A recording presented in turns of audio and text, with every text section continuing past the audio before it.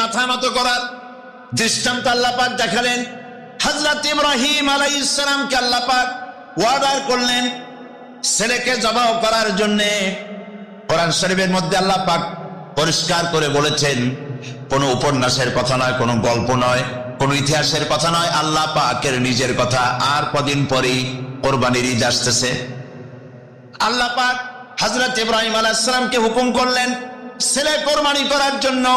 আর হযরত ইব্রাহিম হযরত ইসমাঈলকে তারকে শোনালেন, ইয়া বুনাইয়া ইন্নী আরা ফিল মানামি আন্নী আযবাহুক ফানজুর মাযা তারা। হে কলিজার টুকরা সন্তান, আমি স্বপ্ন দেখেছি যেন আমি তোমাকে জবাই করছি। ফানজুর মাযা তারা, এখন তোমার মত কি, রায় কি, অভিমত কি, শোনাও আমাকে। তিনি কি বলছিলেন? হযরত ইসমাঈল বলছিলেন যে আপনি এতদিন পর্যন্ত আমার মায়ের খবর রাখেন নাই, আমার খবর রাখেন নাই, আমাদের ফালায় গেছেন মরুভূমির মধ্যে, পানি খাবার কিচ্ছু দেন নাই, আজকে জবাই করতে আসছেন কোন অধিকারে? একথা বলেছেন? বরং তিনি হযরত ইসমাঈল হযরত ইব্রাহিম যেটা করলেন সেটাও তিনি আল্লাহর সামনে মাথা নত করলেন, ঠিক কিনা? হযরত ইসমাঈল যেটা করলেন সেটাও তিনি আল্লাহর সামনে মাথা নত করেছেন। হযরত ইসমাঈল বললেন, ইয়া আবাতি ফাআল মা তুমারু সাতাজিদুনি ইনশাআল্লাহু মিনাস সাবিরিন। ইয়া আবাতি ফাআল, হে পিতা আপনি তাই করুন, মা তুমার, যে বিষয়ে আপনাকে আদেশ করা হয়েছে। লক্ষ্য করুন, ইব্রাহিম আলাইহিস সালাম বলেছেন আমি স্বপ্নে দেখেছি আমি তোমাকে যেন জবাই করছি। আর হযরত ইসমাঈল বললেন আপনি যে আদেশ হয়েছেন তাই করেন। তার মানে ইসমাঈল বুঝতে পেরেছেন পয়গম্বরের স্বপ্ন নয়, এটা আল্লাহর ওহী, হুকুম। জবাই করেন, আমাকে আপনি ধৈর্যধারীদের মধ্যে পাবেন। এখন দেখেন, এই যে উদখুলু ফিস সিলমি কাফা, এই সিলমন শব্দ ওখানে এসেছে। আল্লাহ পাক বলছেন ফালাম্মা আসলামা ওয়া তাল্লাহু লিল জাবিন। ফালাম্মা আসলামা, যখন দুজনই রাজি হয়ে গেছে, আত্মসমর্পণ করেছে। কোন দুজন? হযরত ইব্রাহিম আর হযরত ইসমাঈল, দুজনই আত্মসমর্পণ করে দিয়েছেন আল্লাহর সামনে এবং ঘাড় কাত করেছেন। সেই ঘটনা বলার উদ্দেশ্য আমার বলার উদ্দেশ্য আত্মসমর্পণ করা। উদখুলু ফিস সিলমি কাফা, ইসলামের মধ্যে, সিলমের মধ্যে পরিপূর্ণ দাখিল, আত্মসমর্পণ করো কমপ্লিটলি, কোন শর্ত ছাড়াই। তার অর্থ হচ্ছে আপনার এবং আমার নিজের মর্জি মোতাবেক কোনো কাজ করতে পারবো না, সবটাই আল্লাহর হুকুম মতো করতে হবে। এর নাম মুসলমান। এর নাম কি? মুসলমান। আপনার ইচ্ছা আপনি কিছু করতে পারবেন না, করবেন কার ইচ্ছা মতো? আল্লাহ পাকের ইচ্ছা মতো করতে হবে। কারণ হলো আল্লাহ রাব্বুল আলামিন বলেছেন, ইন্নাল্লাহা আশতারা মিনাল মুমিনিনা আনফুসাহুম ওয়া আমওয়ালাহুম বিআন্না লাহুমুল জান্নাহ। নিশ্চয়ই আমি আমার মুমিনের জান এবং মালকে খরিদ করে নিয়েছি, আর বিনিময় আমার মুমিনকে আমার জান্নাত দান করেছি। তোমার জান, তোমার মাল, সব কিছুকে আপনার আমার জান মাল কে কিনে নিয়েছেন? আল্লাহ খরিদ করে নিয়েছেন। বিনিময় কি দিয়েছেন? জান্নাত দিয়েছেন। সুতরাং আপনার ইচ্ছে মতো আপনার জান খরচ করতে পারবেন না, ইচ্ছে মতো মাল খরচ করতে পারবেন না। এই মাল আর জান খরচ করার পেছনে আল্লাহর রেজামন্দি আছে কিনা, আল্লাহর খুশি আছে কিনা, ওইটা বুঝে সেই রাস্তায় করতে হবে। ইচ্ছে করলেই যেখানে সেখানে চাঁদা দিতে পারবেন না, ইচ্ছে করলেই যেখানে সেখানে অর্থ খরচ করতে পারবেন না, ইচ্ছে করলেই যেখানে সেখানে জীবন দিতে পারবেন না। মুসলমান যে ব্যক্তি কালেমা যে পড়েছে, তার জীবনকে দুই ভাগ করার কোনো উপায় নাই। আমরা তো দুই ভাগ অনেকে করে ফেলেছি। মুসলমান তার জীবনকে ইতিমধ্যেই দুই ভাগ করে ফেলেছে। একদিকে আল্লাহর কথা মতো নামাজ, রোজা, হজ, যাকাত, আর একদিকে অর্থনীতি, সমাজনীতি, রাজনীতি, নির্বাচন, ভোট, ইলেকশন, যা কিছু আছে সব আলাদা। এটার সাথে আল্লাহর কোনো সম্পর্ক নাই, যাকে বলা হয় ধর্মনিরপেক্ষ মতবাদ। মানে শয়তান, তার তো কিছু কাজ করা লাগবে। শয়তান তো প্রথম দিনে আসছে পৃথিবীতে ওয়াদা করে আদম আলাইহিস সালামের সাথে সে উল্টা করবে। আল্লাহ পাক দিয়েছেন খেলাফত, আর এই খেলাফতের উল্টা করার জন্য শয়তান এসেছে। আল্লাহ দিয়েছেন যাকাত, শয়তান তৈরি করেছে সুদ। কথা বুঝতে পেরেছেন?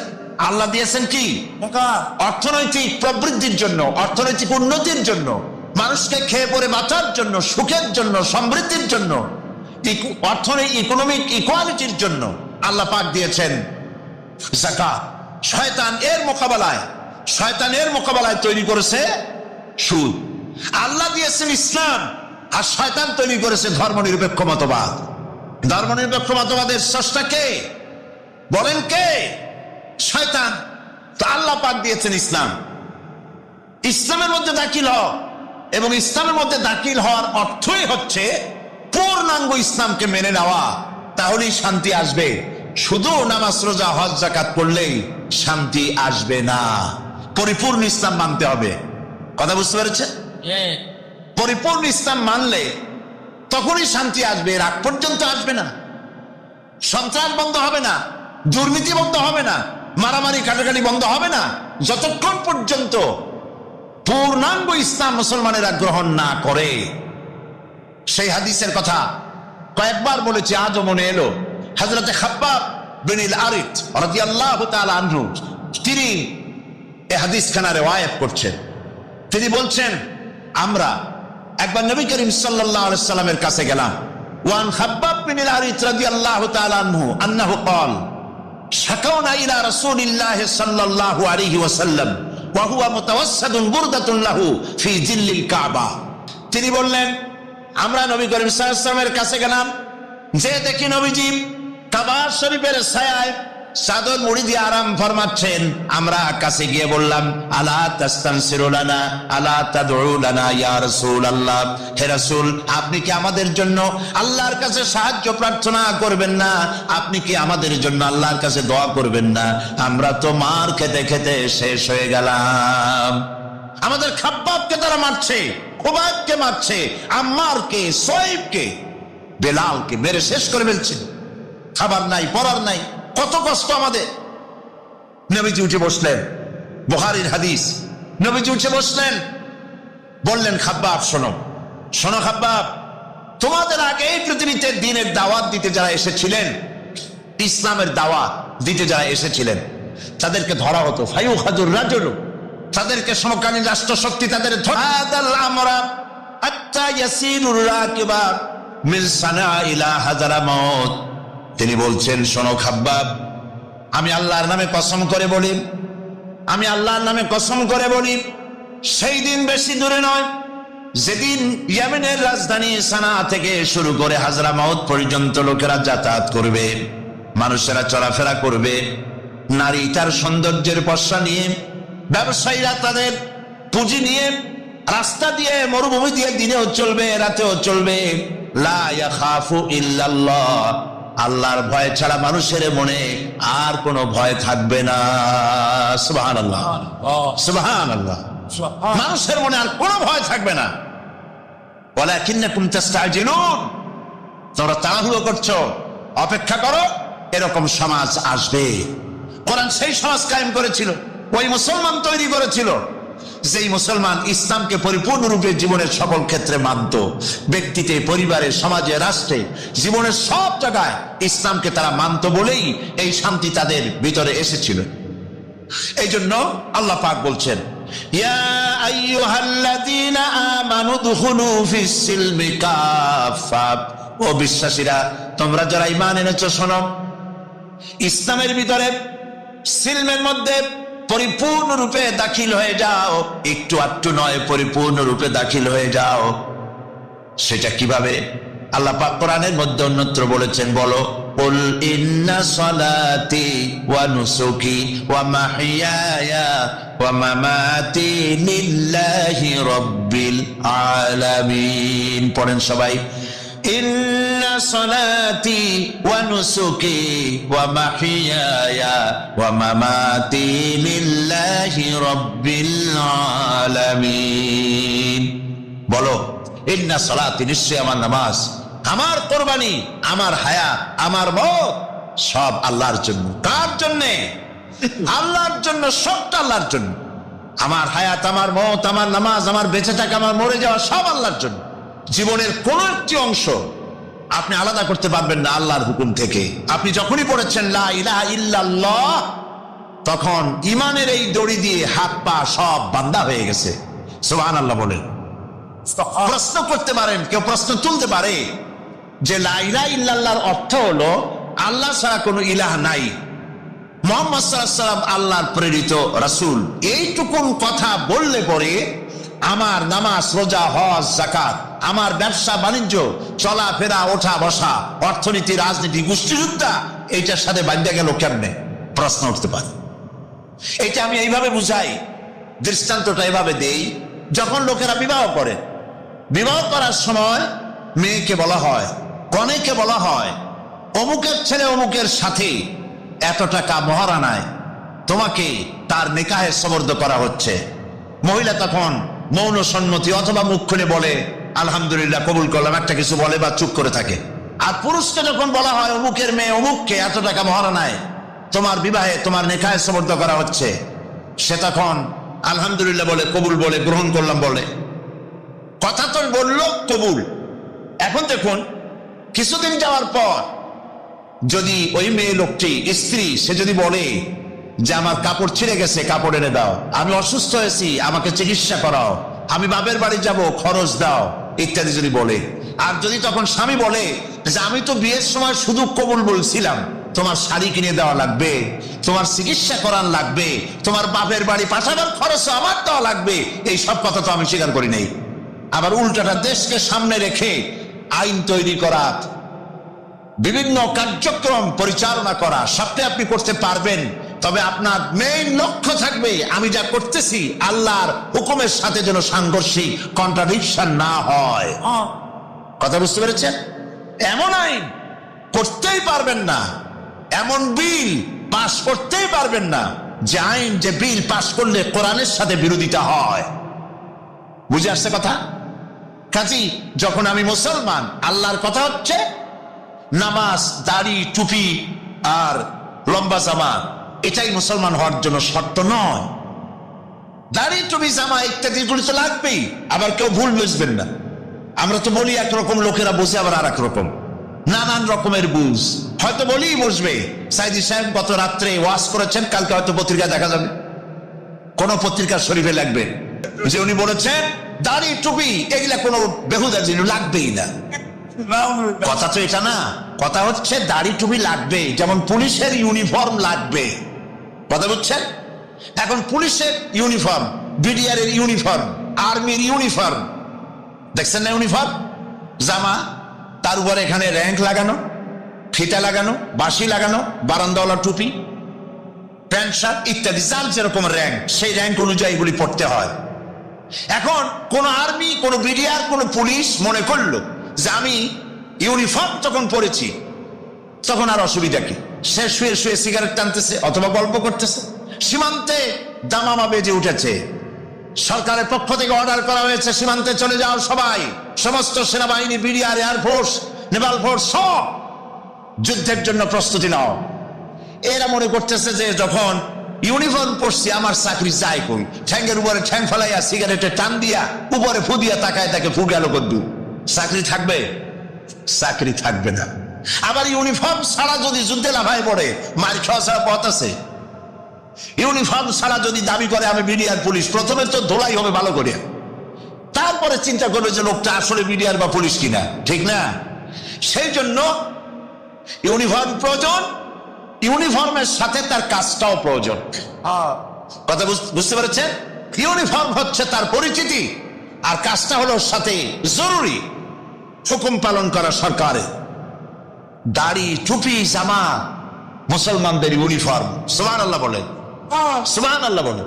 মুসলমানদের ইউনিফর্ম, দাড়ি, টুপি, পাগড়ি, জামা, এগুলি হচ্ছে তার ইউনিফর্ম।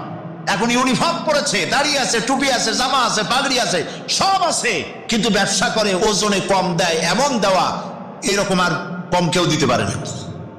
সাক্ষী দিলে জনমের মতো মিথ্যা সাক্ষী দেয়, বউ পর্দায় থাকে না, এর দাড়ি, টুপি, জামার কোনো লাভ আছে? সেই জন্য ইসলামের ভিতরে দাখিল হতে হলে এতটুকুন হলে হবে না, সবটুকুন হতে হবে। ইয়া আইয়ুহাল্লাযীনা আমানু দুখুলু ফিস-সিলমি কাফা, পরিপূর্ণরূপে ইসলামের মধ্যে দাখিল হও। ইসলামে দাখিল হতে কি কি লাগবে, কি কি করতে হবে সেই কথাগুলি আমি আগামীকাল আপনাদের সামনে বলবো ইনশাআল্লাহ। সবাই বলি ইনশাআল্লাহ। মেহেরবানি করে দাঁড়ানো ভাইয়েরা বসে, আমি আপনাদের নিয়ে মোনাজাত করব, আর মোনাজাতের পর আজান হবে, এশার নামাজ বা জামাত আদায় করে যাবেন। আলহামদুলিল্লাহ বলি। আগামীকাল এই আয়াতের বাকি ব্যাখ্যা সামনে আমরা চলবো এবং আলোচনা করব। মুসলমান না হওয়ার কারণে, নামধারী মুসলমান হওয়ার কারণে এই দুরবস্থা হয়েছে, এই জন্য আমরা আগামীকাল বিশদ আলোচনা করব। মোনাজাত করার জন্য দাঁড়ানো ভাইদের সবাইকে বসতে বলছি, আর একটু জিকির করেন জোরে সরে, লা ইলাহা লা ইলাহা। আজকে বসেন না, আজকে প্রথম দিনই 2 জন ইসলাম কবুল করার জন্য এসেছেন, আলহামদুলিল্লাহ বলো। আর জিকির করেন জোরে সরে, লা ইলাহা লা ইলাহা। কি হিন্দু নাকি?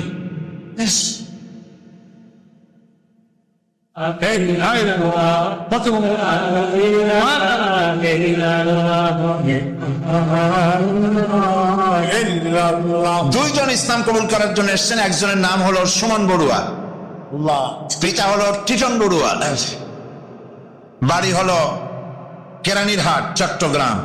বর্তমান নাম পছন্দ করেছে মোহাম্মদ উসমান গনি। আর একজনের নাম সুমন শীল, পিতা শ্রীরাম শীল, বর্তমান বাড়ি হলো পূর্ব বাকলিয়া চাঁদগাঁও চট্টগ্রাম। বর্তমান নাম পছন্দ করেছে মোহাম্মদ কামরুল হাসান।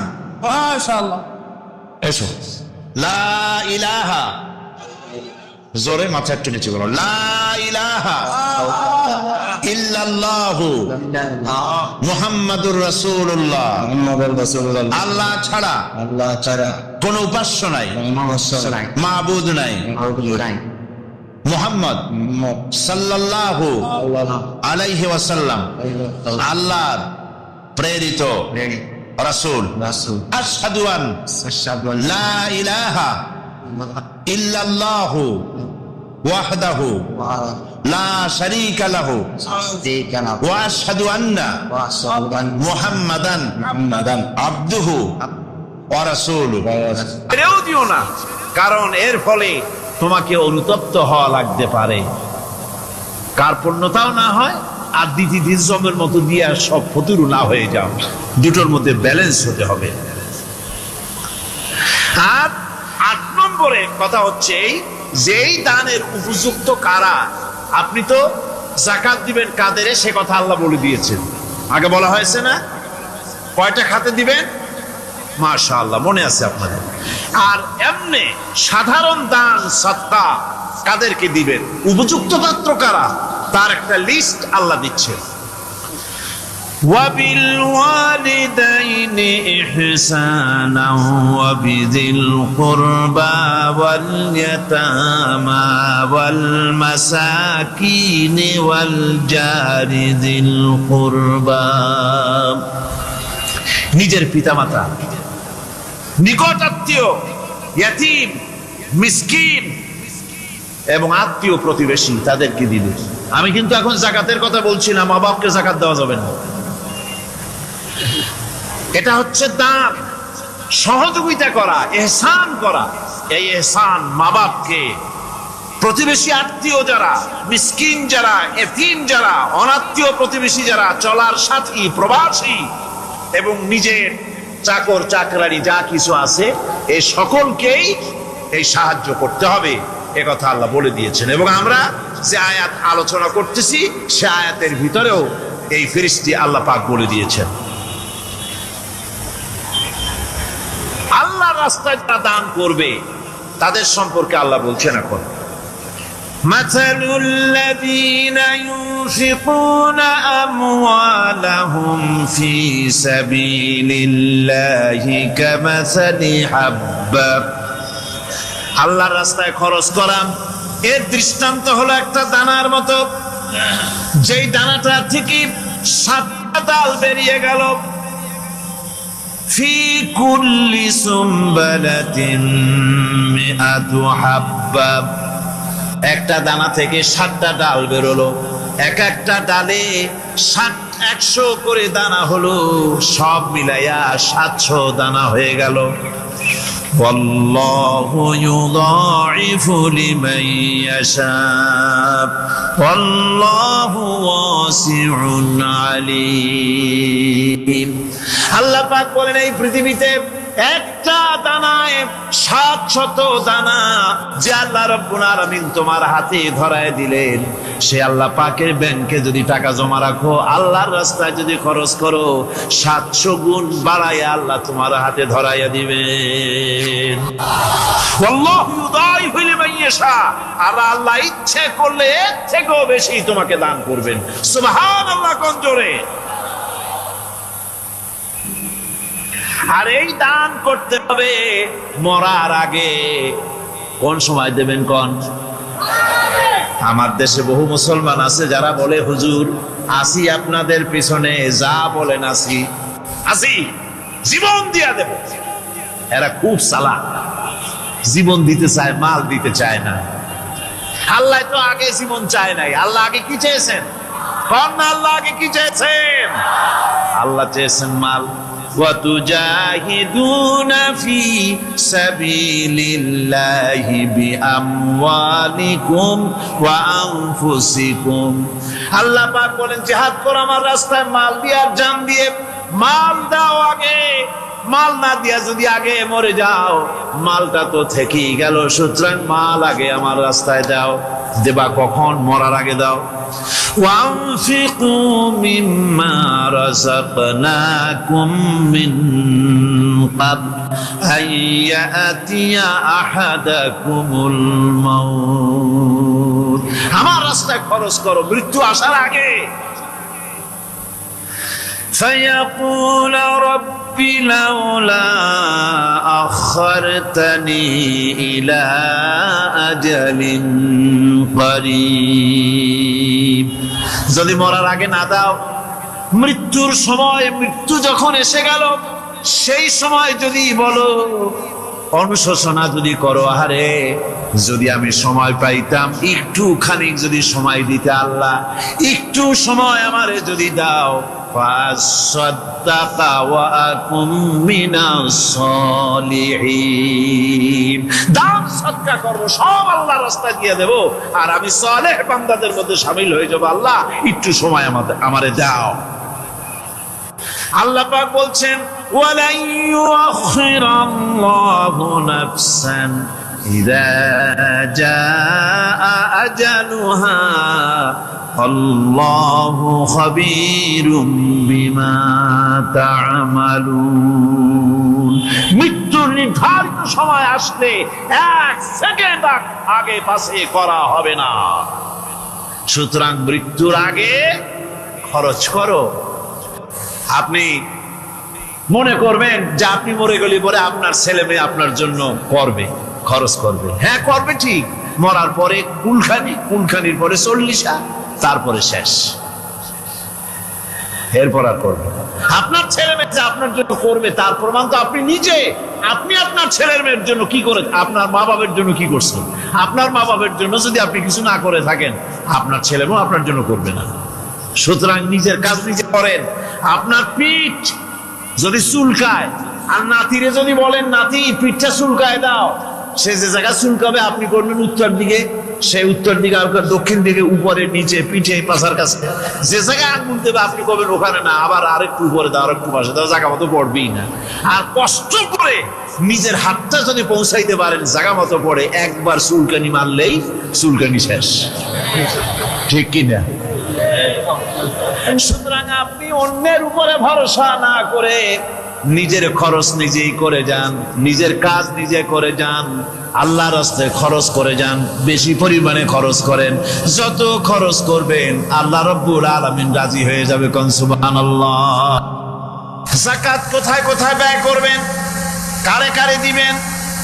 আল্লাহ রাব্বুল আলামিন বলেন ইন্নামাস সাদাকাতু লিল ফুকারা'i ওয়াল মাসাকিনি ওয়াল আমিলিনা আলাইহা ওয়াল মুআল্লাফাতি কুলুবুহুম ওয়া ফিল রিকাব الرقاب والغارمين وفي سبيل الله وابن السبيل فريضة من الله والله عليم حكيم সূরা তাওবার মধ্যে আল্লাহ পাক যাকাত কোথায় কোথায় দিবেন খাতগুলি আল্লাহ বলে দিচ্ছেন। কোন আলহামদুলিল্লাহ। যেখানে সেখানে যাকাত দেওয়া যাবে না। যাকাতের জন্য খাত হচ্ছে 8টা। যাকাতের জন্য খাত কয়টা? 8টা। 8টি খাতে আপনার যাকাতের টাকা আপনি ব্যবহার করবেন, ব্যয় করবেন। প্রথম দিবেন ফকিরদেরকে। প্রথম দিবেন কাদেরকে? ফকির। ফকির কারা? ফকির হচ্ছে নিজের জীবন জীবিকায় অন্যের মুখাপেক্ষী। তারপরে শিশু, এতিম, বিধবা, জীবন চালানো খুবই কষ্টকর, অভাবগ্রস্ত লোক, এরা হচ্ছে ফকির। আর মিসকিন হচ্ছে যারা নিজেদের প্রয়োজন উপযোগী অর্থ উপার্জন করার সামর্থ্য নাই, আর মানুষের কাছে আত্মমর্যাদার কারণে হাত পাততেও পারে না। এক কথায় এক গরিব ভদ্রলোক। আল্লাহ কোরআন শরীফে বলেছেন যে এদের চেহারা দেখে বুঝো জ্বর পেটে খাবার নাই, অথবা সে অসুবিধায় আছে, চেহারা দেখে বুঝে তাকে সাহায্য করো। সে এমন শরীফ মানুষ আছে না আমাদের সমাজে? লোক এরকম আছে না? আছে কিনা? ঘরের মধ্যে 3 দিনও রান্না হয় নাই, কিন্তু দাড়ি টাড়ি সুন্দর করে আশ্রয়া, জামাটা পরিপাটি করে গায়ে দিয়ে বেরোচ্ছে, কারোর কাছে হাত পাতে না, তার সরাপথে তার ভদ্রতায় বাঁধে। ওনার সরাপথে বেঁধেছে, উনি চাবেন না কারো কাছে, কিন্তু উনাকে যিনি সৃষ্টি করেছেন সে আল্লাহ রাব্বুল আলামিন শোনায় দিচ্ছেন, বান্দারা আমার ওই গরিব ভদ্রলোককে খাবার দাও। ওরা হচ্ছে মিসকিন। এরপরে আমিলিন, 3 নম্বরে আমিলিন, অর্থাৎ যারা যাকাত সরকারিভাবে যাকাত যারা আদায় করে, সেই আদায়কারীদেরকে এই যাকাতের টাকা দিয়ে তাদের সম্মানী দিতে বলা হয়েছে। ইসলামী গভর্নমেন্ট আসলে যাকাত তো আর আপনার খুশি মতো থাকবে না, যাকাত দিতে আপনি বাধ্য হবেন। যাকাত দিতে আপনি বাধ্য হবেন। যাকাত আদায় করবে গভর্নমেন্ট। কে আদায় করবে? গভর্নমেন্ট আদায় করবে, আর গভর্নমেন্ট ডিস্ট্রিবিউট করবে।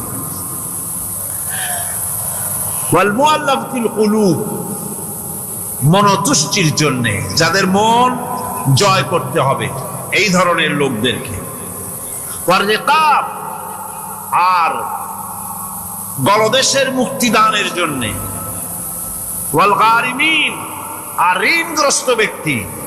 তা আবার এমন পর্যায়ের যে ঋণ পরিশোধ করতে গেলে যদি তার এমন অবস্থা হয় যে তার কাছে যাকাত দেওয়ার মতো টাকা থাকে না, এরকমের অবস্থা যদি হয়, তাহলে যাকাতের টাকা দিয়ে তার ঋণ পরিশোধ করে দেওয়া যেতে পারে।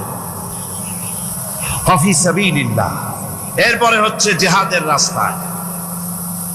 জিহাদের রাস্তা মানে জিহাদ যখন শুরু হবে, সেই জিহাদের ময়দানে আপনি বন্দুক রাইফেল কিনে দেওয়ার সাহায্য করবেন, সেটা নয়। কিন্তু শুধু এটাকেই বোঝানো হয় নাই। ফি সাবিলিল্লাহ বলতে বোঝানো হয়েছে আল্লাহর রাস্তায় সংগ্রামরত সব ব্যাপারে আপনি সাহায্য করবেন। ইসলামী আন্দোলনের জন্য করবেন, যারা ইসলামের জন্য বইপত্র লেখে তাদের জন্য করবেন, যদি পয়সায় কুলাতে না পারে সেখানে সাহায্য করবেন। ইসলামী আন্দোলনকে বিজয় করার জন্য সাহায্য করবেন। এক কথায় আল্লাহর রাস্তা বলতে যা বুঝায় এগুলিকে দিবেন। ইবনে সাবিল, এরপরে পথিক মুসাফির। পথিক মুসাফির সে যদি বাড়িতে ধনী থাকে, ঢাকায় ধনী, কিন্তু চট্টগ্রামে এসে সর্বহারা হয়ে গেছে, টাকা পয়সা সব লুটপাট হয়ে গেছে, এখন বাড়ি ফেরার উপায় নাই, যাকাতের টাকা দিয়ে তাকে সাহায্য করা যেতে পারে।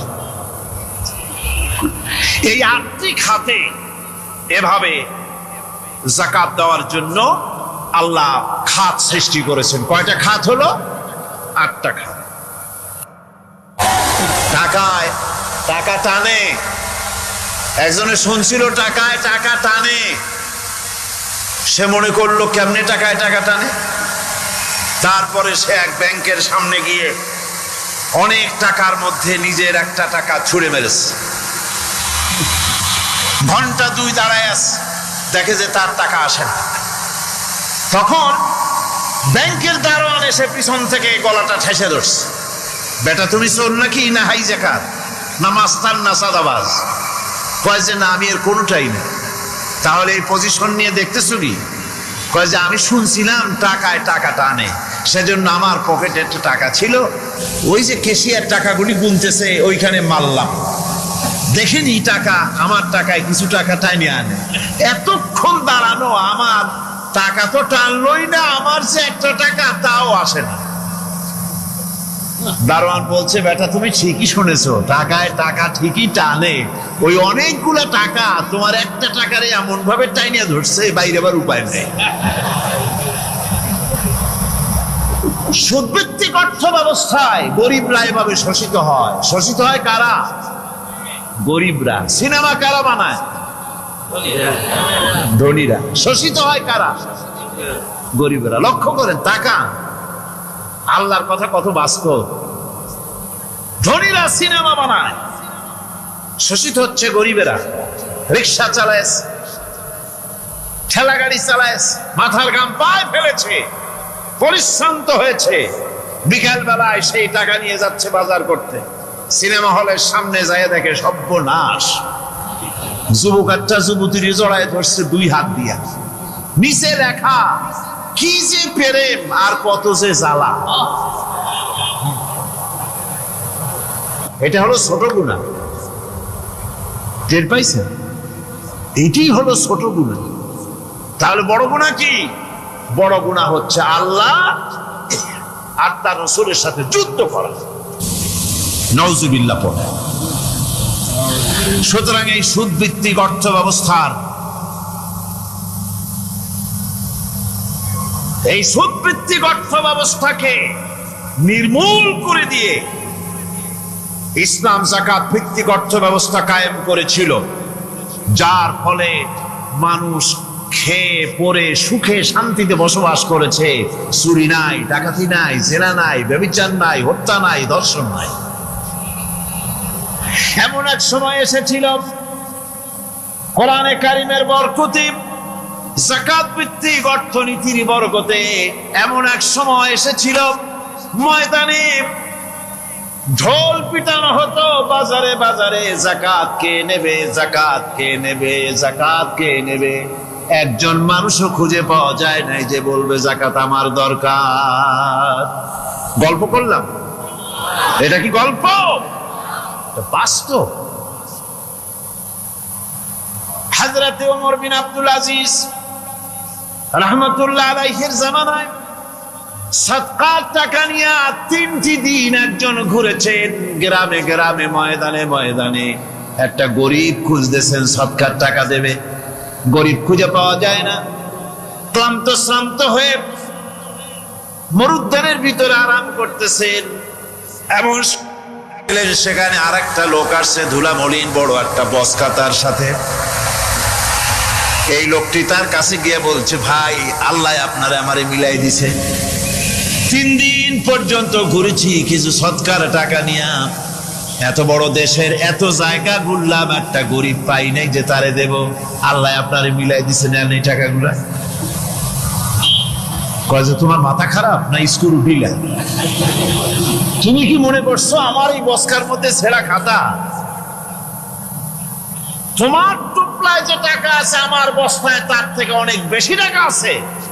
তুমি ঘুরতেছো 3 দিন, আমি ঘুরতেছি সপ্তাহকাল, একটা ভিক্ষুক পাই নাই। এটা কিসের বরকতে? ইসলামী অর্থনীতির বরকতে। যখন কিসের বরকতে? কপাল পোড়া জাতি, কপাল পোড়া জাতি সেই বরকতপূর্ণ সমাজ ব্যবস্থার দিকে না গিয়ে কোন নেতা কোন নেত্রী কি কইল সেদিকে দৌড়ায়, সেদিকেই দৌড়ায় পাগলের মতো। হেমিলেনের বংশীবাদক বাঁশি বাজায় চললো, আর ইঁদুর বাঁদর সব পিছনে ছুটলো। এর কোনো মানে হয় না। কোরআনে কারিমের 3টি আয়াতে যাকাতের কথা এভাবে বলা হয়েছে।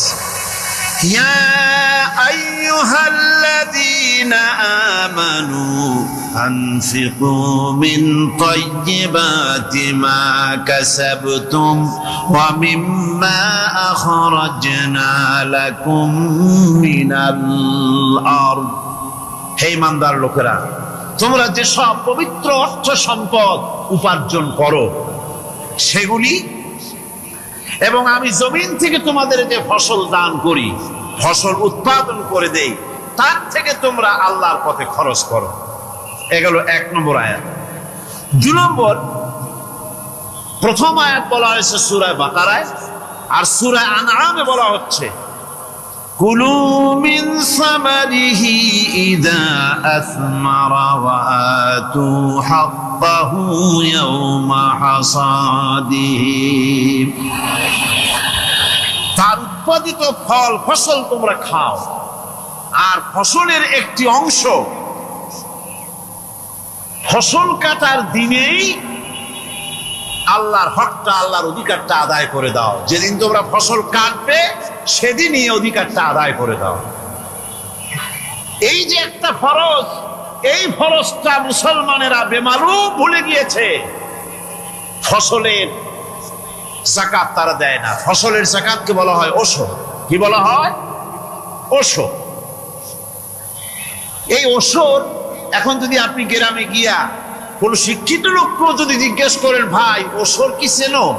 সে বলবে, ভাই ওশর এটা কি জাতীয় প্রাণী, সার পোকা না তেলা পোকা না আরশোলা, আমি তো এই নাম টাম তেমন শুনি নেই, বুঝবি না ওশরটা কি জিনিস।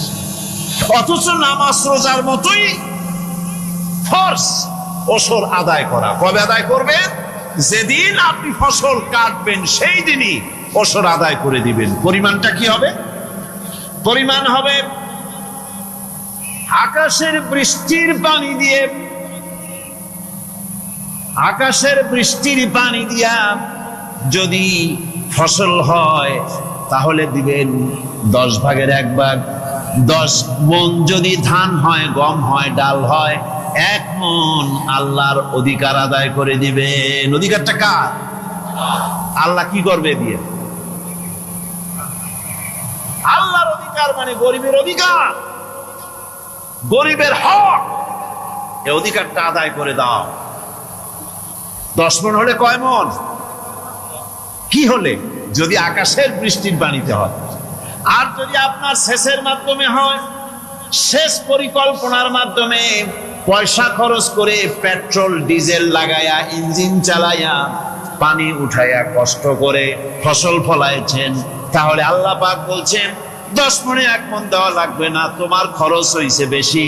বান্দারে, তোমার উপরে আল্লাহ পাক জুলুম করবেন না, এবার 20 মণ হলে তার থেকে 1 মণ দিও। সুবহানাল্লাহ। ওয়ামাল্লাহু বিযাল্লামিন লিল আবিদ। আল্লাহ রাব্বুল আলামিন তার বান্দার উপর জুলুম করেন না। সুবহানাল্লাহ। এইভাবে করে ওশরের যাকাতটা তোমরা ঠিক মতো আদায় করে দিও। ওশরটা দিও, ফসলের ওশর দিও, আর টাকার যাকাত দিয়ে দিও।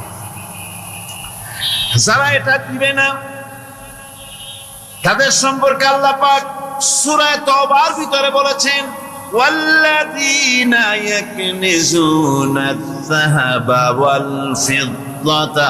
হযরতে হাজরা প্রশ্ন করলেন, ইব্রাহিম, পানি নাই, খাবার নাই, মানুষ নাই, ঘর নাই, বাড়ি নাই, মরুভূমির ভিতরে আমাকে আমার বাচ্চারে ফেলে রেখে যাচ্ছ কেন?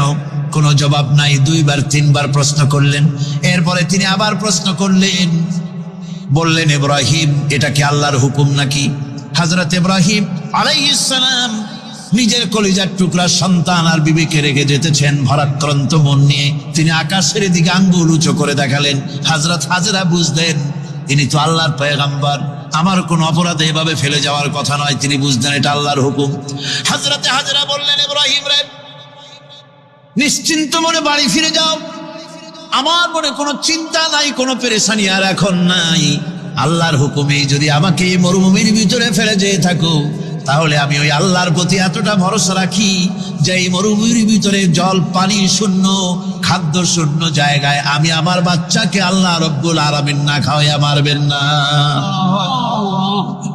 দ্বিতীয় পরীক্ষায় পাশ করল। 3 নম্বরে পরীক্ষা হলো সন্তান বড় হয়ে গেছে, বুদ্ধি হয়েছে, দৌড়াতে পারে। আল্লাহ রাব্বুল আলামিন হুকুম করলেন ছেলেকে জবাহ করো। কত বড় আগুনের পরীক্ষা! কোরআন শরীফ বলছে হযরত ইব্রাহিম আলাইহিস সালাম নিজের ছেলেকে ডেকে নিয়ে বললেন, ইয়া বুনাইয়া ইন্নী আরা ফিল মানামি আন্নী আযবাহুক ফানজুর মাযা তারা।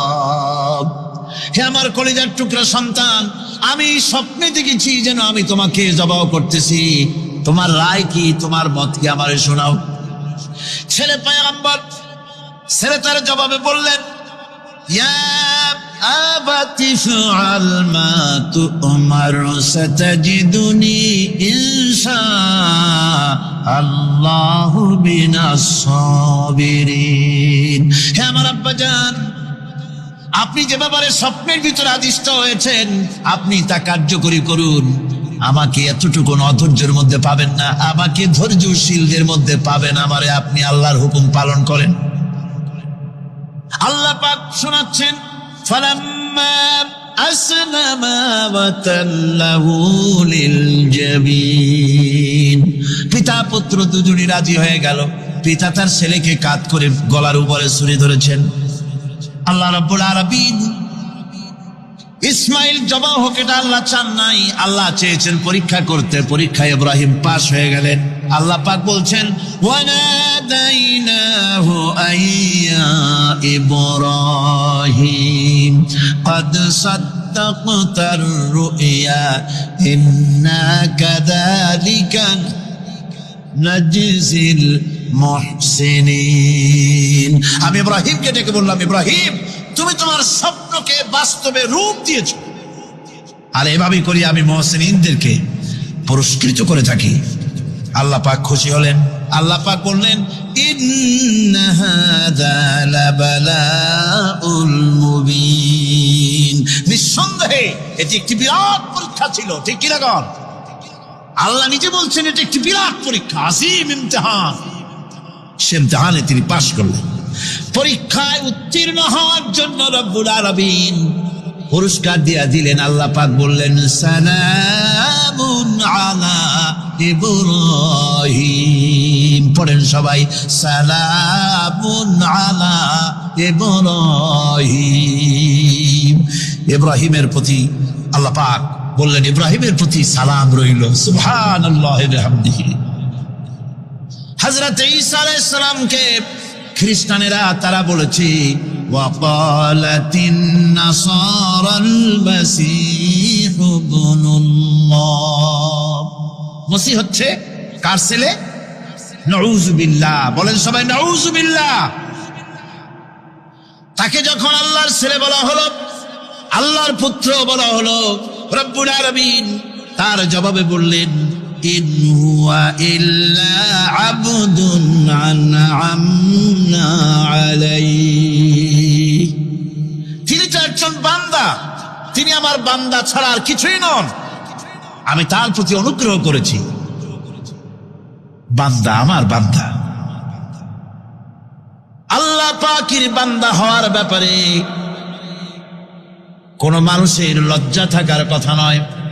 এমনকি আল্লাহ পাক ঈসা আলাইহিস সালাম সম্পর্কে বলছেন, লা ইয়াস্তানকিফাল মাসীহু আইয়াকুনা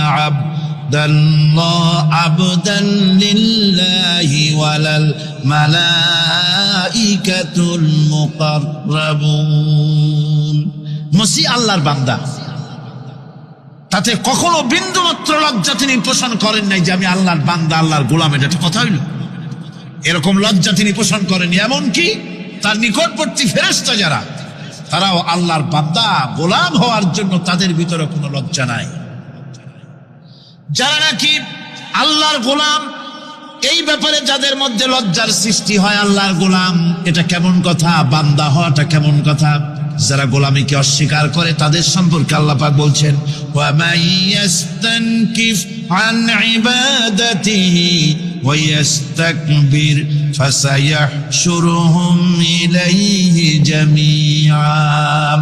কেউ যদি আল্লাহর বন্দেগী করার ব্যাপারে লজ্জা পোষণ করে, যদি লজ্জার কারণ মনে করে, অহংকার করে, গৌরব করে, তাহলে তারা পালাবে কোথায়, যাবে কোথায়? আমি কিয়ামতের দিন সবগুলিকে এক জায়গায় করে ফেলবো। সুতরাং আল্লাহ পাকের গোলামিতে আল্লাহ যে বান্দা বলে যখন ডাকেন, লজ্জার কোনো কারণ নাই। অহংকার যে করবে সে নিজেকে ধ্বংস করবে।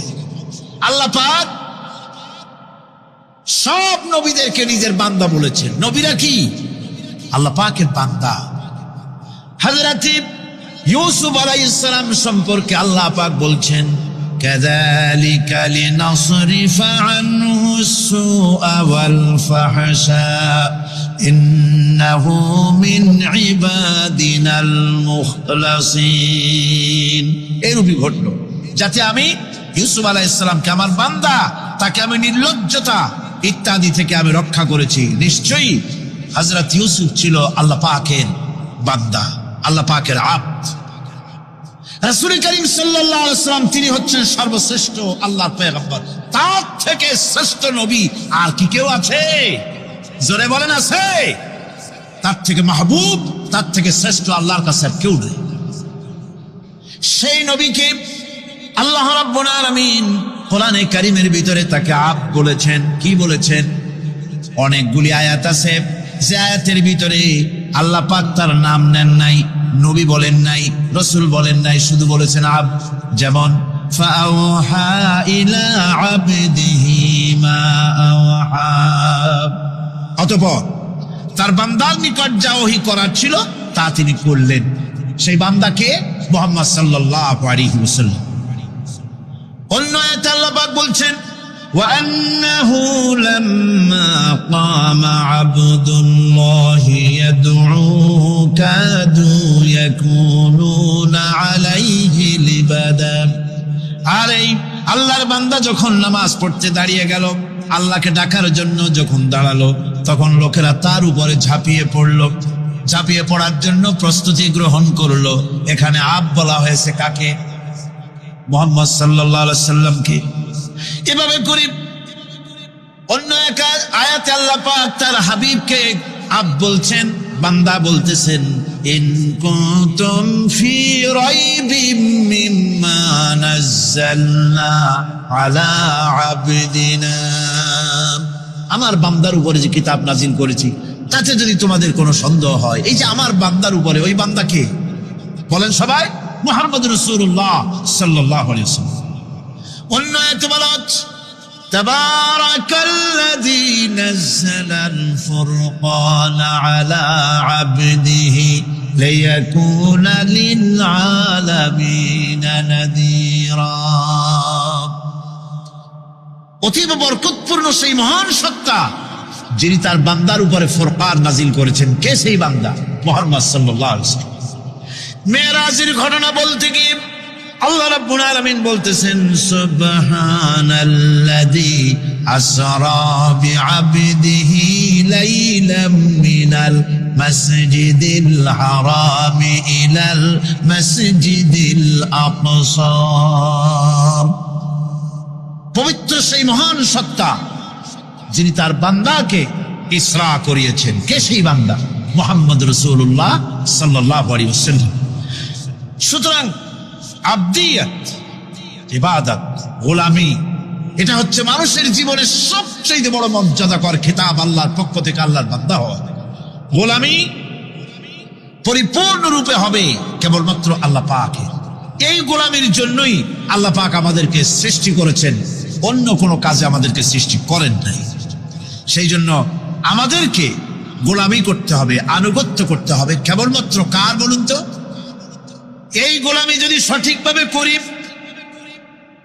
যদি বান্দারা যারা আল্লাহ পাকের বান্দা বলে, গোলাম বলে নিজেদেরকে দাবি করে, যদি সঠিকভাবে ইবাদতটা করা যায়, তাহলে আল্লাহ তাদের জন্য কি ওয়াদা করেছেন শুনুন।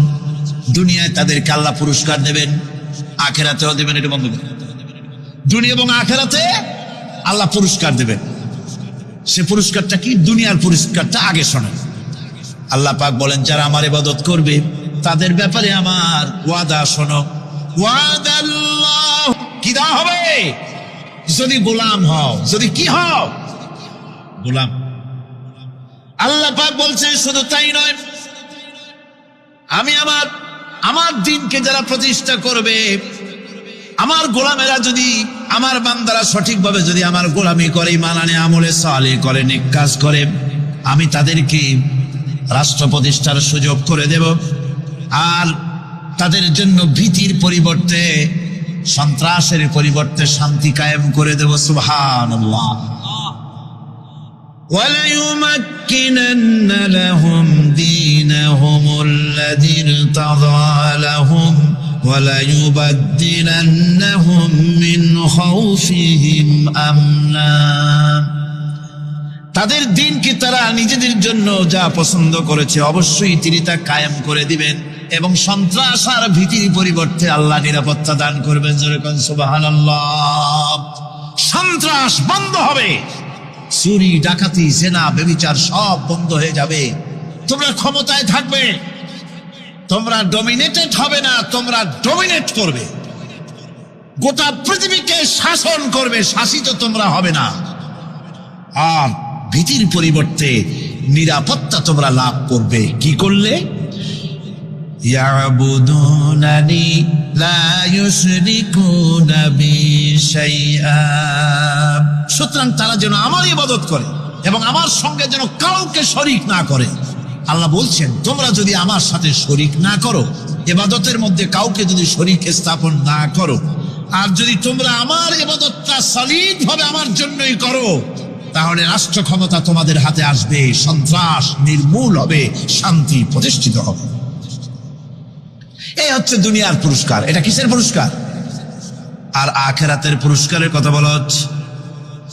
وَمَن يُطِعِ اللَّهَ وَرَسُولَهُ وَيَخْشَ اللَّهَ وَيَتَّقِهِ فَأُولَئِكَ هُمُ الْفَائِزُونَ।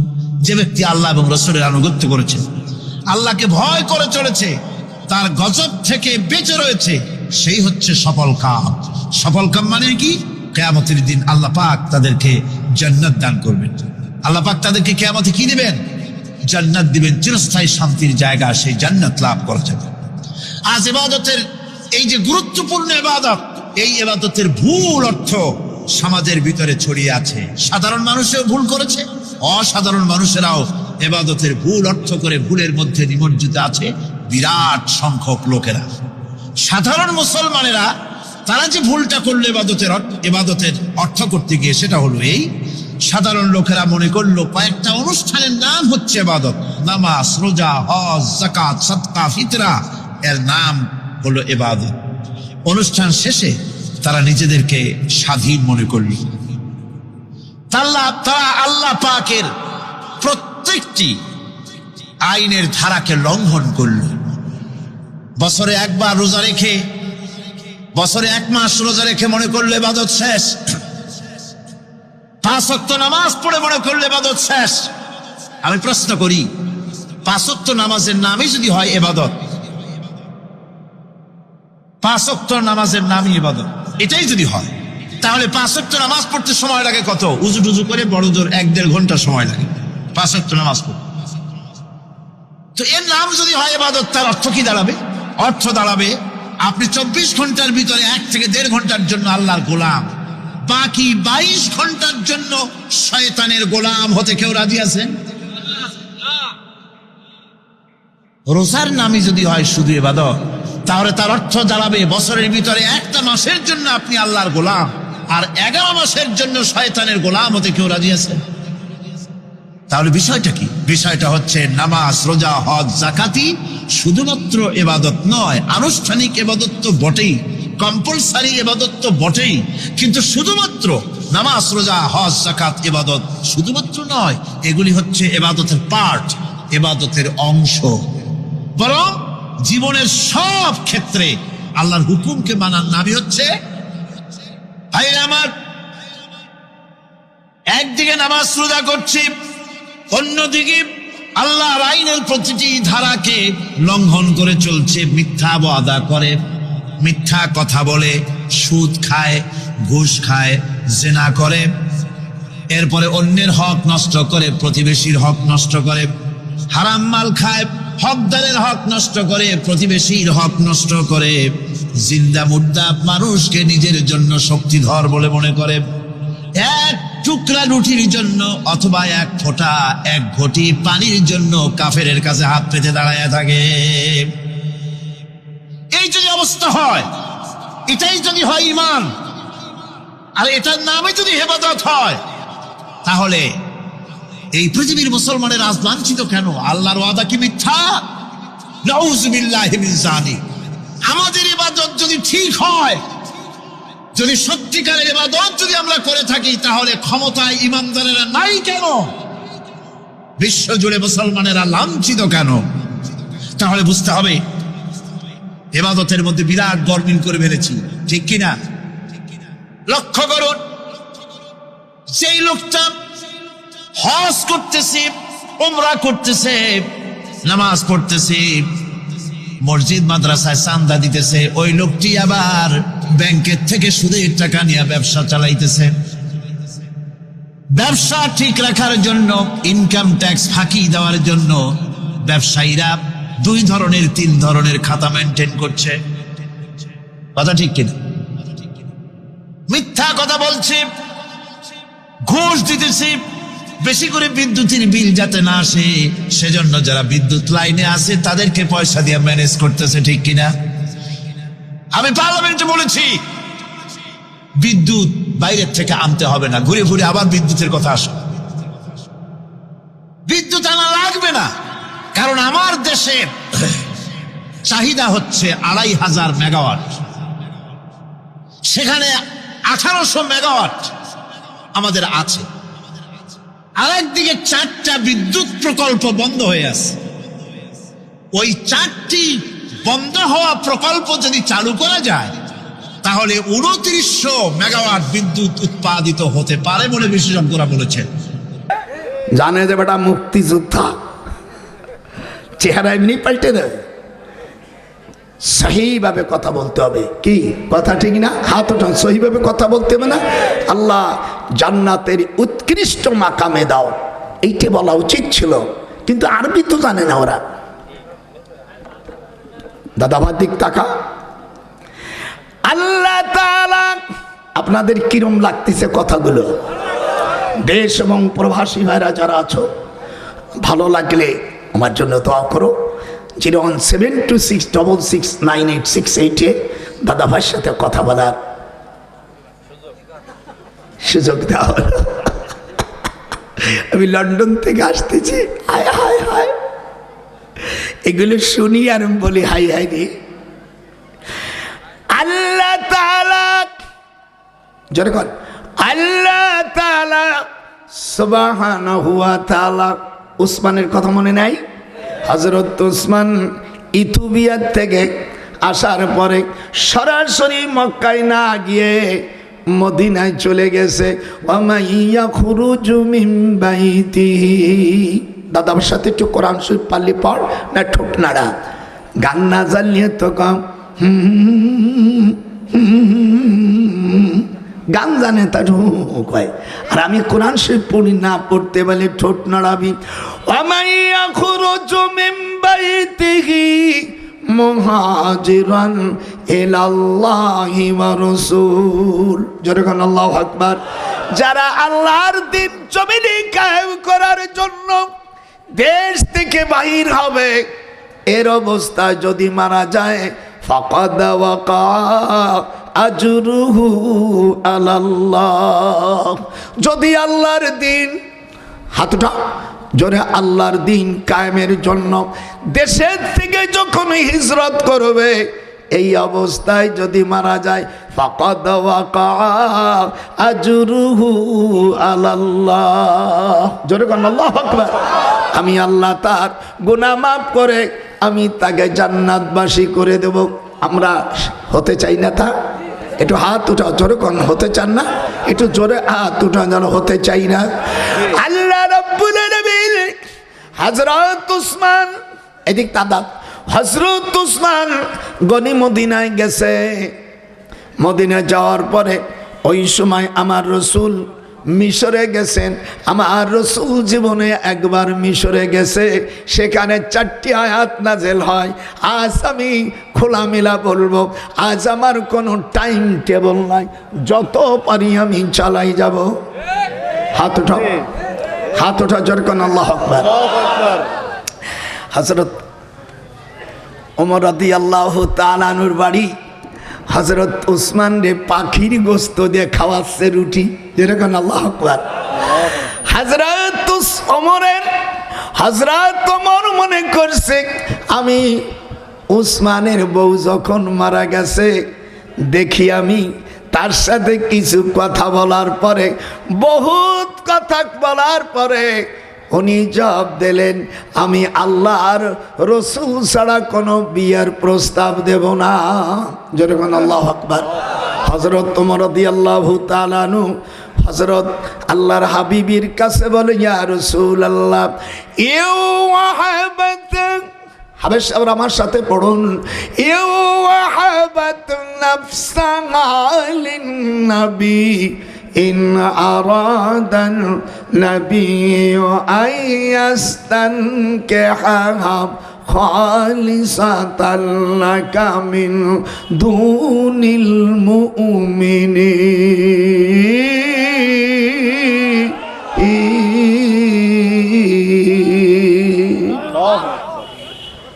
টানটা কেমন হলো?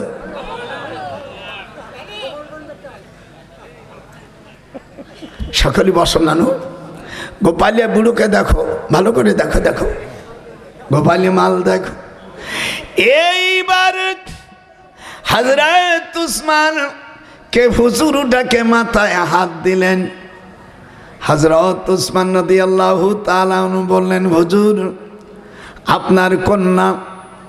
হুজুর বলেন, আমার কুলসুমকে তোমার সাথে দিতে চাই। সঙ্গে সঙ্গে আয়াতে কারিমা নাযিল হয়ে গেল, সাদাকাতিহিন্না নিহিলাতান ফাইন তিবনা লাকুম। আপনার দেশে মনিরামপুরে এই আয়াতটা আছে কিনা জানি না, জোরে হাত উঠা। সূরা নিসার 4 নম্বর আয়াত পড়ে ফেলেছে, সাদাকাতিহিন্না নিহিলাতান। যখন তুমি কোনো মেয়েকে বিয়ে করবে, নগদ মহারণা দিয়ে বিয়ে করবে। এরপরে যদি স্বামী স্ত্রীর কাছে মাপ চায় এবং মহারণা কিছু মাপ চায়, সব মাপ করতে পারবে না। আল্লাহ বলেন, ফাইন তিবনা লাকুম, সামান্য কিছু সে মাপ করতে পারে, সব মাপ করলে গুনাহগার হবে। আল্লাহ পাক কি বলছেন, মহারণা তুমি তাকে দিয়া তার গতরে তুমি হাত দাও, আনতামাসসুহুন্না ফামালাকুম। আল্লাহর কালাম কিরম লাগতেছে, হাত উঠান। ফাইন তিবনা লাকুম, উলামায়ে কিরাম এখানে আছেন, স্ত্রীর কাছে যদি স্বামী ক্ষমা চায় মহারণা, সব মাফ করতে পারবে না, তাহলে কোরআনের বিরোধিতা হবে। আল্লাহ বলছেন, ফাইন তিবনা লাকুম, যদি তোমার কাছে ক্ষমা চায়, স্বামী যদি ফকির নিঃসন্তান হিসেবে, ছোট লোকের জাত হিসেবে যদি স্ত্রীর কাছে ভিক্ষা চায়, আল্লাহ বলেন, এ মেয়ে লোক তোর ভিক্ষুক স্বামী রে, তুই সামান্য কিছু মহারণা দিয়ে দেয়। জাবিল ফুরুজে যে মহারণা আছে তার 8 ভাগের 1 ভাগের বেশি মাফ করলি তোরও খবর আছে। আর পুরোপুরি মহারণা না দিয়া স্ত্রী ব্যবহার করা যাবে না। মাথাটা না, স্ত্রীর মহারণা না দিয়া হাত দেওয়া যাবে না। যদি মহারণা না দিয়া মারা যায় স্বামী, তাবরানী শরীফের মধ্যে আসছে, ওই স্বামীকে কিয়ামতের ময়দানে জিনাকারীর কাতারে তাকে শামিল করা হবে। ভালো হবে কা হুজুর, সওয়াল মা বাপের কথা শোনে না। আমি তুমি মহারণা দেছো, মহারানা দিস নেই, শালা তোরে পিটেই নেই, এত সেই কত ভাগ্য। আল্লাহর হুকুমকে তুই অমান্য করেছিস, লুচ্চা। তুমি অনেক আবার মহারানা, যা তোমার সমর্থ আছে তাই তুমি বানবা। 20 লাখ 30 লাখ টাকা তুমি মহারানা বানছো, তোমার সম্পত্তি বিক্রি করলে 3 লাখ টাকা হয় না, ফকিন্নির বাচ্চা। আর কিয়ামতের ময়দানে কাজীকে আর অভিভাবককে এবং বিয়ের যারা সাক্ষী হবে তাদের দাড়ি কাটা হলে তাদের সাক্ষী গ্রহণ হবে না। হাতটা দাড়ি কাটা ফাসেক যদি বিয়ার সাক্ষী হয় মুর্শিদ, এ সাক্ষী গ্রহণযোগ্য নয়। তোকে দেশের মৌলবীর এই পাবে কোথায়? তোদের দেশের মৌলবীর কি কয়? দোয়া করা যাবে না। আমি চাবাই নবাবগঞ্জ গেছি, এক বদমাইশ বলছে দোয়া যদি করে কেউ, যদি দোয়া করে নামাজের পরে, সে বিদাতি করলো, শিরকি করলো, সে জাহান্নামে যাবে না। আমি বলছি ওরে ধরে নিয়ে ওরে জুতো পিটা করব। হাতটা নিয়ে মুনাজাত করা যায়, সালাত ফরজ নামাজের পরে দোয়া করা যায়। এবার হাদিস শোনেন ওলামা ভাইরা, হাদিস শরীফের মধ্যে মুসান্নেফ ইবনে আবি শায়বা, ইমাম শায়বা ধরে দিক, হাতি ধরো না কেন? আনিল আসওয়াদ ইবনে আল আমিরিন আন আবিহি ক্বালা সাল্লাইতু মা রাসূলিল্লাহি সাল্লাল্লাহু আলাইহি ওয়াসাল্লাম আল ফাজরা ফালাম্মা ওয়া সাল্লামা ইনহারাফা ওয়া রাফা ইয়াদাইহি ওয়া দাআ। জোরে কোন আল্লাহু আকবার। এই হাদিসটি এই হাদিসটি মুসান্নেফ ইবনে আবি শায়বা 12 জিল কিতাব, হাজার হাজার হাদিস রয়েছে। এই রাবি বর্ণনা করে সাল্লাইতু মা, আমার সাথে একটু পড়েন, সাল্লাইতু আমি নামাজ আদায় করেছি, মা মানে সঙ্গে। ফজরের নামাজের সময় আমি হুজুর সাল্লাল্লাহু আলাইহি সাল্লামের সাথে নামাজ পড়ে হাত উঠে দোয়া করেছি। আমি ওই সাহাবী হাত উঠাইছে ফজরের নামাজের পরে, আমি ওই সাহাবী বলেন সাল্লাইতু মা, যখন সাল্লাইতু মা মানে সঙ্গে আমি নামাজ পড়েছি হুজুর সাল্লাল্লাহু আলাইহি সাল্লামের সাথে। ওই সাহাবী নামাজ পড়ছে, তাহলে হুজুর দোয়া করছে। আমাদের দেশের দেখবেন নামাজের পরে অনেক বিয়াক্কেলে মৌলবী ইমামরা তখন মুনাজাত না করে তখন নিজে শস্য তেল মাহায়, কথা কয় না কে ওয়াজ ছাড়িয়ে দেবে। এরকম শস্য তেল মাহানু কয়জন মৌলবী আছে না, নামাজের পরে মুনাজাত করে না, এই না মানে শস্য তেল মাহায়। এইগুলোর মসজিদে ডাকছে, তাড়াইতে পারো না। আমি হাসিনাকে বলছি মডেল মসজিদি এই শস্য তেল মাহানু কোনো ইমাম রাখবি না। হায় তোর জাত গোষ্ঠী কোন মৌলবী আসবে আইরে আমার সামনে? এই মূর্খর বাচ্চারা, কয় বছর 34 বার হজ করেছি, বহুত বছর মক্কা মদিনা বাইতুল মুকাদ্দাস। আমি 2 বছর আমি জর্দানে থাকতি, প্রায় মসজিদে আমি বাইতুল মুকাদ্দাসের মসজিদের পাশাপাশি বর্ডার। আমার অনেক ছাত্র ছিল ইহুদিরা